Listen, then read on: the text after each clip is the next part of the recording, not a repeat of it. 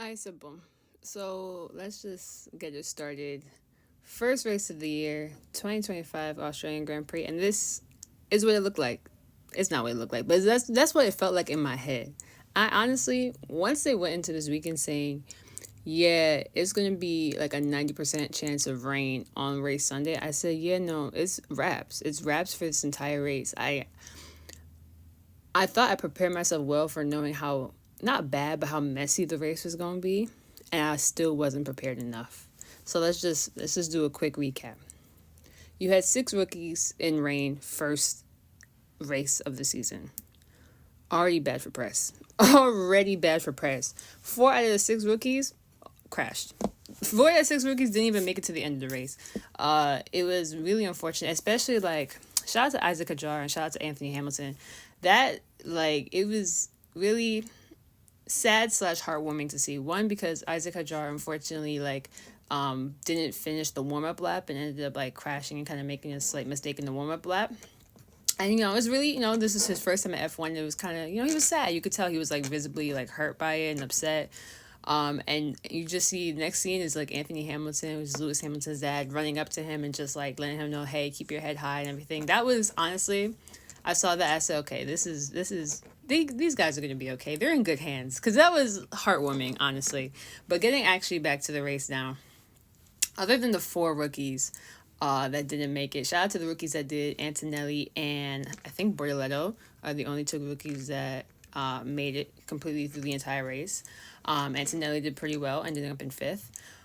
But getting back to the situation at hand, shout out to the two OG drivers that also didn't make it towards the end. Carlos Sainz, unfortunately, crashes Williams. And then Alonso Fernando, who's been in F1 longer than all of these rookies have been alive, also did not make it to the end. Now, sir, I don't know what your excuse was, but we're just going to let bygones be bygones. So, other than that, and that's how, you get situations like these, cars running off the road left, right, and center. The beginning of the race, exciting, right? You had some, a few mishaps, all this type of stuff. They had a bunch of safety cars. Norris had to keep his eyes on the road. McLaren got a front row lockout. We started off good. If you've been keeping up with the series, McLaren has been had a good car since last year. They were in the fight for the championship. Now they're ready to rock and roll.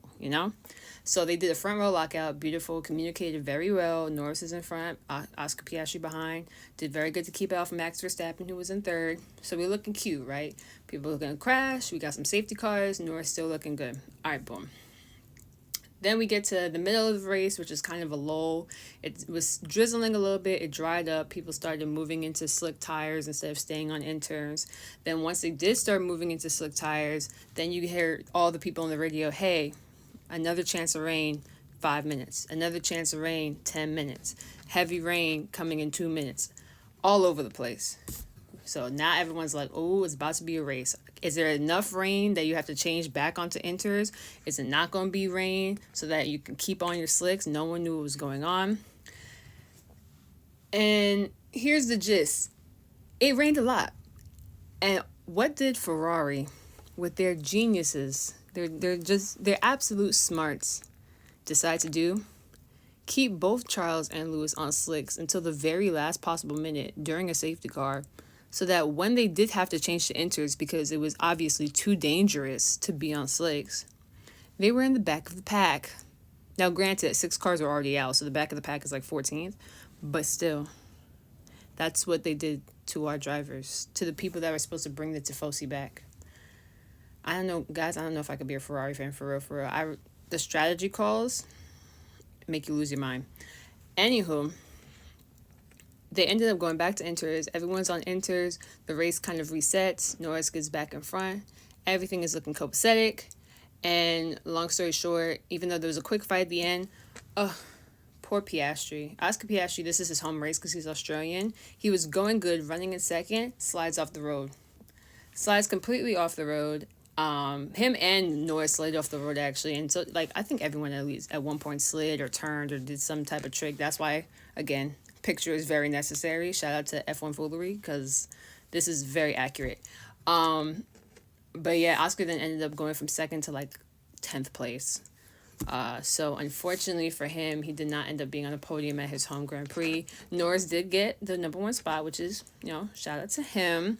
And then Max got second, and then George Russell just there collecting up third. He's honestly like, that's his shtick, is collecting third places, collecting podiums, collecting first places sometimes. Like, this man just consistent right there and just waits his turn until somebody in the front like knocks each other out.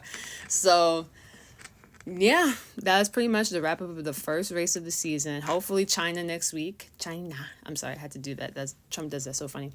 Um, hopefully China next week is not as hectic. So we'll catch y'all next week.